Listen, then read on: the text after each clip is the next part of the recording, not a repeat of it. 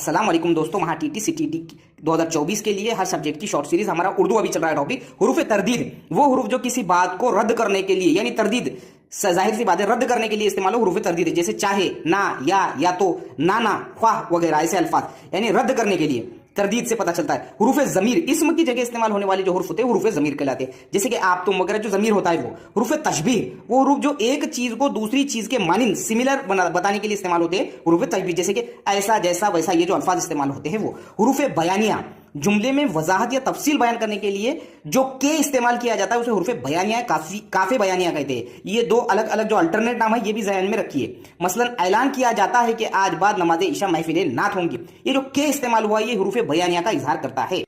अब है हुरूफ इस्तदराक।